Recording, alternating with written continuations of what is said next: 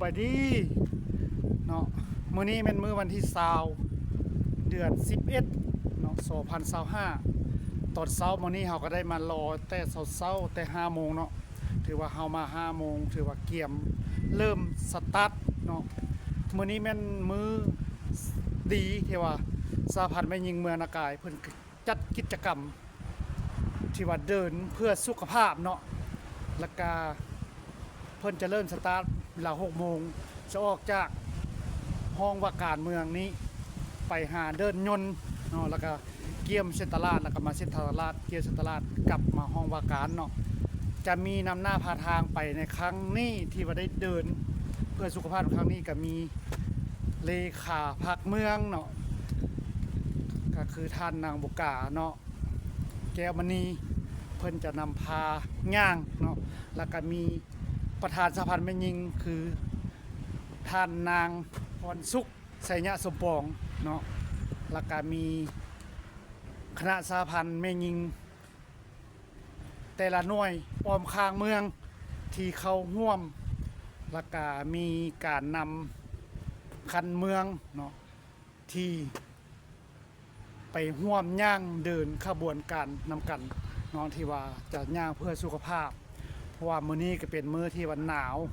เนาะตอนเช้านี่ก็มีลมแห้งเนาะเพราะว่าหลังจากย่างแล้วเดินขบวนแล้วก็ย่างเพื่อสุขภาพแล้วกลับเข้ามาเราจะได้เข้าไปรับพังเนาะการเล่าบุญเชื้อของวันตานเนาะความหุนแหงของมันยิงเนาะและหลังจากเราเริ่มสตาร์ทไปประมาณ6โมงเนาะจะเริ่มออกสตาร์ทจากนี้ไปเนาะถือว่ากลับมาเราจะเริ่มเข้ากองประชุมต่อเนาะตอนนี้เราไปย่างนำกันเลยว่าคักซ้ำใดม่วนซ้ำใดเนาะการไปให้มันหนาวซ้ำใดเย็นซ้ำใดเนาะมันก็ถือว่าตามเส้นทางตอนเช้าเนาะวันที่20นี่ก็มีพาลมแห้งที่สุดแล้วกันหนาวเนาะวันนี้เนาะถือว่าทุกคนก็ใส่เสื้อกันหนาวย่างเนาะถือว่าแต่ละคนถือว่าต้องได้ใส่เสื้อกันหนาวมีอย่างบางคนก็ถือว่าโศกกล้ามใส่เสื้อแขนสั้นคือข้าพเจ้านี่เนาะถือว่าเราก็ไปเบิ่งนำกันเลยว่าการย่างครั้งนี้ม่วนซำใดเนาะสนุกซำใดถือว่ามีความสามัคคีคึกคืนซำใดเนาะเฮาพา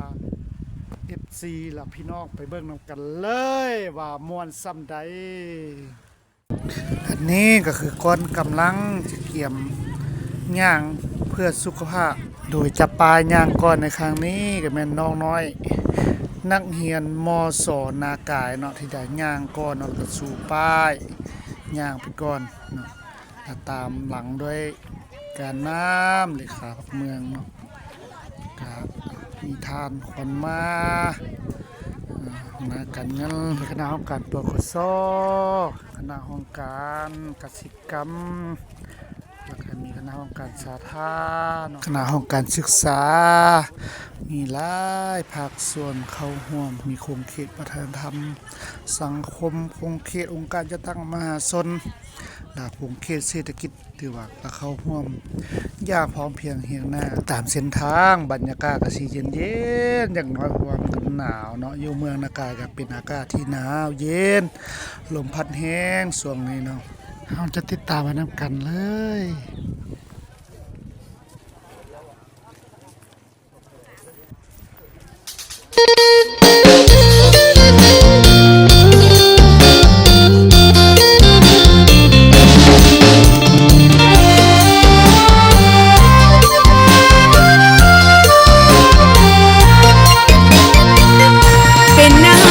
เสยสม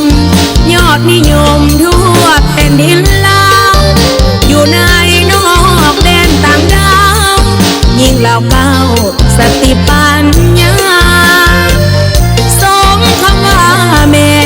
เพื่อเพเวียกบ้านพันละยาก็แค่ทุกด้านพลังบ่ละไล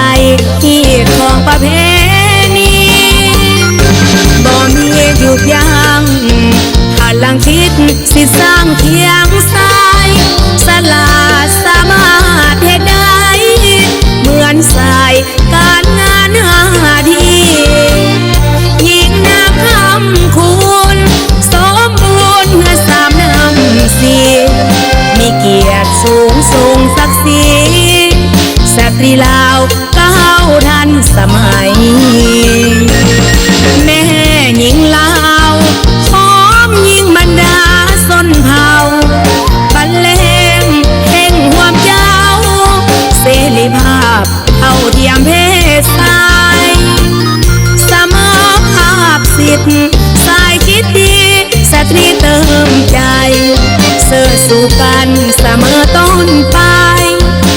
ด้วยใจ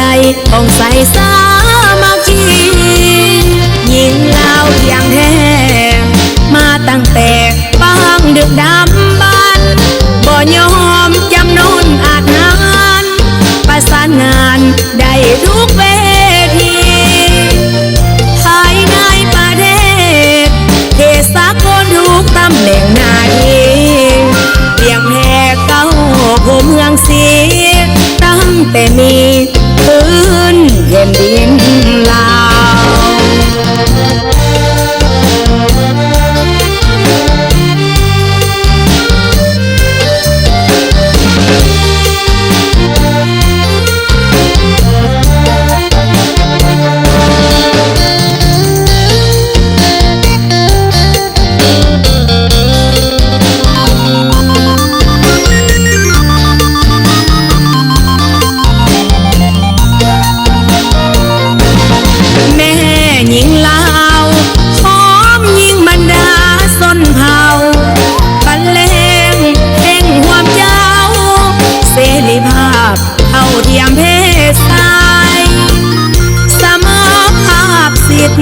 สายคิดดี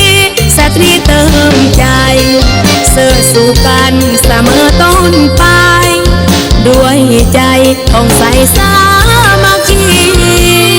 ยิ่งเล่าอย่างแท้มาตั้งแต่ปางดึกดำบรรพ์บ่ยอมจำนนอาจงานประสานงานได้ทุกเวที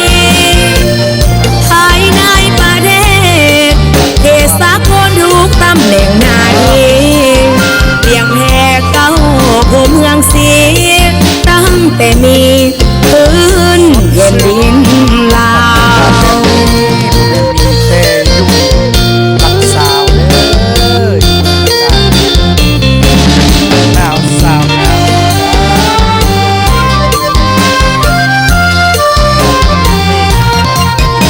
ก็สบายทับตลอดสาวสุดสบาย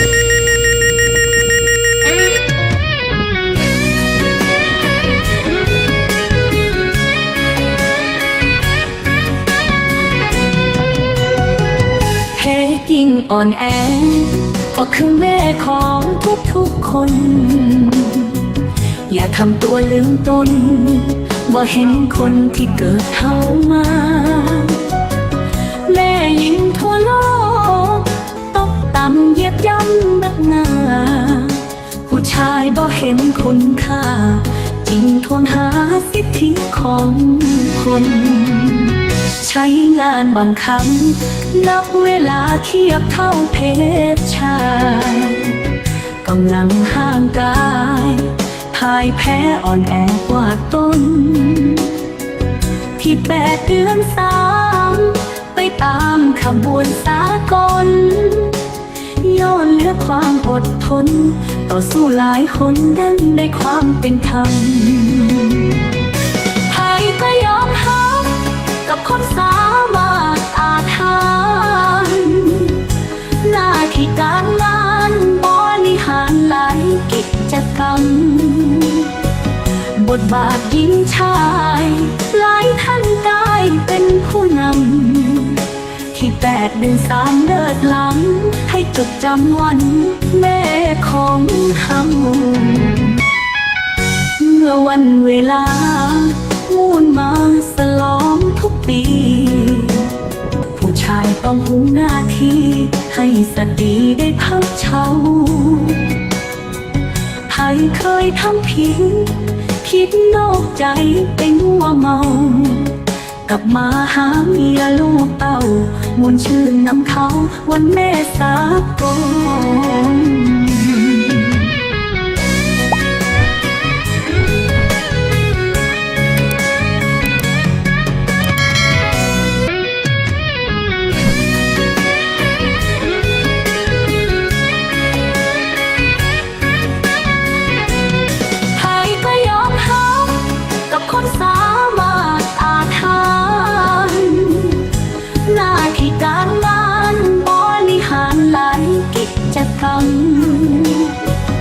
บทบาทหญิงชาย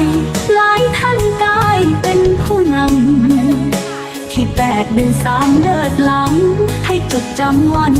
แม่ของเฮาเมื่อวันเวลามุ่นมาสลองทุกปีผู้ชายต้องหูหน้าที่ให้สตรีได้พักเช้าใครเคยทำผิดคิดนอกใจเป็นว่าเมากลับมาหาเมียลูกเต้าวนชื่นนำเขาวันแม่สากล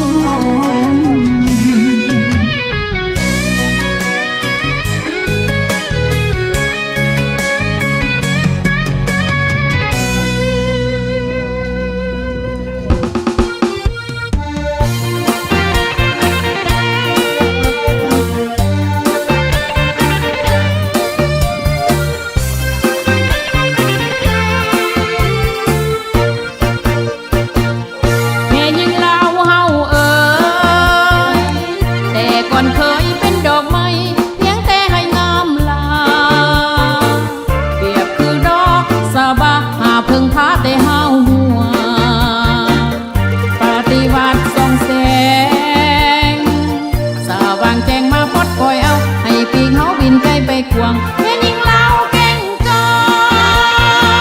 เห็นน้าก็ได้เห็นให้ก็เป็นเรียกผ่านการเงินก็มอ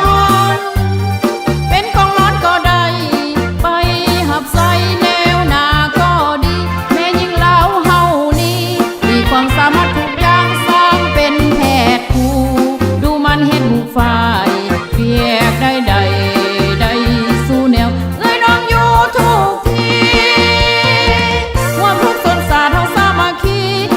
แฟนพาวีก้าวหน้าต้านพวกโจรหูหานที่หวังมาทำลายศาสตร์เฮาแม่ยิงเล่าเฮาเอ๋ยเฮามีแนวเล่าหักศาสตร์มีท่านผู้นำพวกเฮาก้าวหน้าไปสู่ใสสานะแม่ยิงเล่าก้าวขึ้น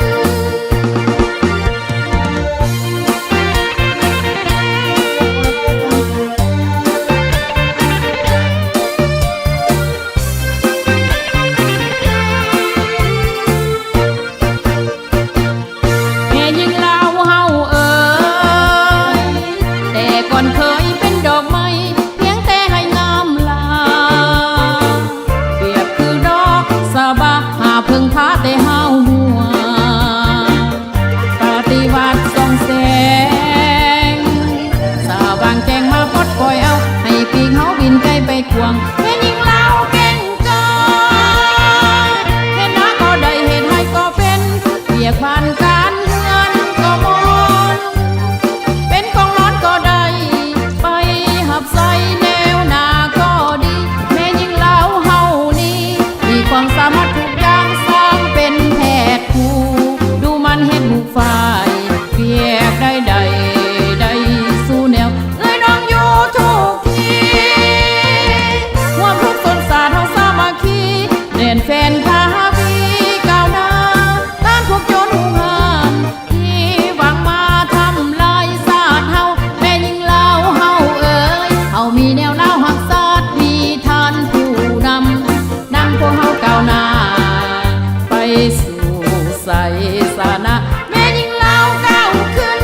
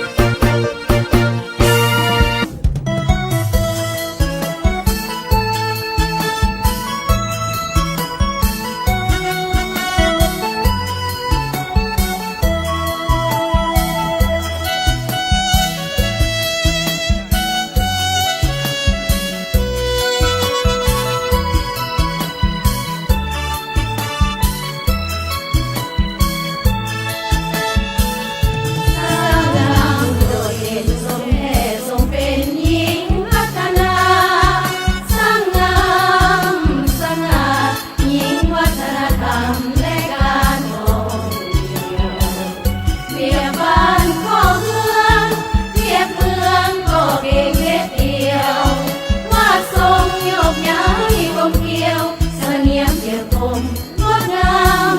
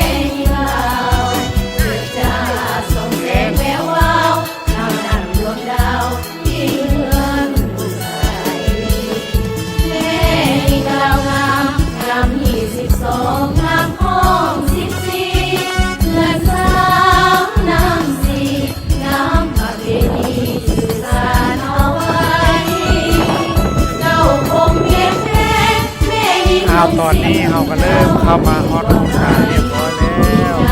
กำลังที่เดินเข้าว่าผู้ใดเป็นผู้ที่หนึ่งเนาะ